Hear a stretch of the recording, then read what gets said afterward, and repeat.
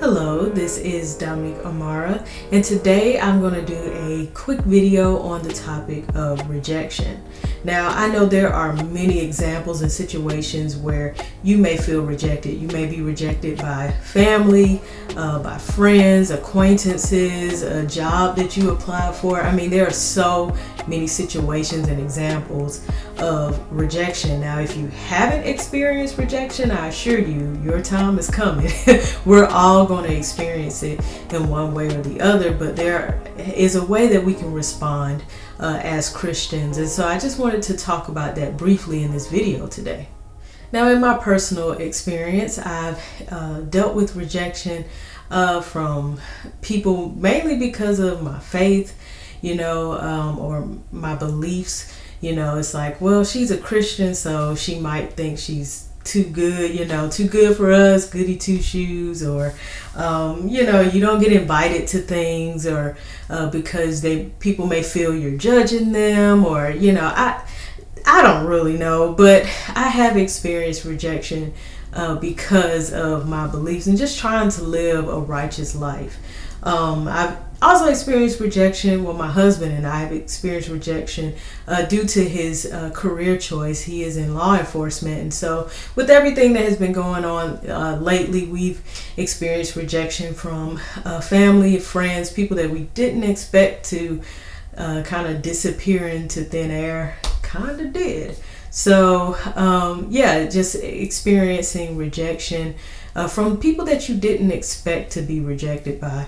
That can be very difficult. And also, I've experienced in life just friends disappearing. I don't really know why, but I've experienced that as well. And there are so many people, I'm sure, who have also experienced similar situations.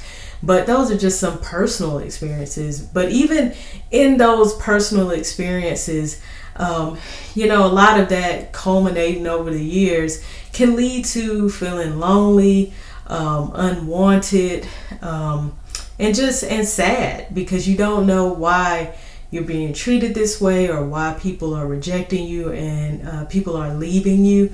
But there was a situation where I was in prayer about this with God, and he actually just really opened my eyes to something, and it made me think, like, I really need to do a video on this.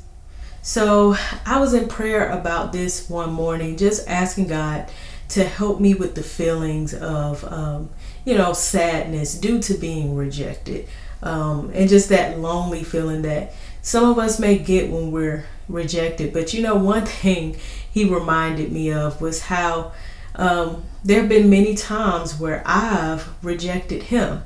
When I think about, how I've chosen other things besides God. I may have chosen entertainment. I may have said, instead of reading my Bible, I think I'll watch that movie. Or instead of going to church, I think I'll just sleep in. Or, instead of doing whatever, I've chosen other things. I've chosen my own desires. And many of you may have experienced that as well. You may have chosen entertainment as well. You may have chosen video games. You may have chosen food. You may have chosen sexual gratification or another person. There have been times where we have rejected God, and yet, despite our rejection of him, he still loves us. He still wants to be our God. He still loves us. And, it really made me put this whole thing of rejection into perspective, right? I also began to think about Jesus being on the cross. And in that moment, he's on the cross, he's dying, and like everyone's saying rude things to him and probably throwing things at him. No telling. They were probably doing all sorts of stuff. And in that moment, I'm sure Jesus felt that rejection, but he still decided to die for them, for us. So when we reject him, he still chooses to love us. And so in that moment, God just reminded me that I'm to love others the way that he has loved me. So when I'm rejected by others, I don't have to hold in a grudge, and I don't have to sit and contemplate like, why did this happen? Like, I don't have to do any of that. all I have to do is love them. Now, I'm not using this as an excuse to say, stay in abusive relationships or friendships with people. I'm not saying that. I'm just saying, if you have to love people from a distance, that's perfectly fine. But do not hold a grudge against people, because it just makes you angry. It makes you bitter. It makes you sad, when you shouldn't feel like that. So when you have those feelings of rejection, where people are just left and right disappearing and you don't know what happened, it's okay. You have to let it go and love that person from a distance, because they may continue to reject you. You can't force any of that. But just love that person from a distance and forgive them and move on, because that's what God does for us.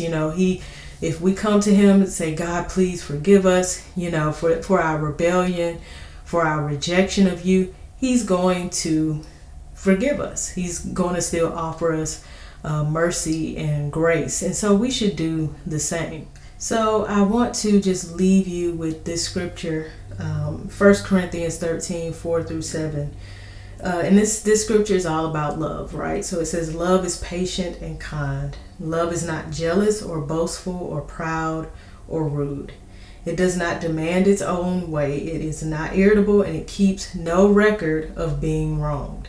It does not rejoice about injustice, but rejoices whenever the truth wins out. Love never gives up, never loses faith, is always hopeful, and endures through every circumstance. Love endures through every circumstance, and that includes rejection. When people are rejecting you, I know it's hard, because nobody likes to feel unloved or unaccepted, or nobody wants to feel like an outsider.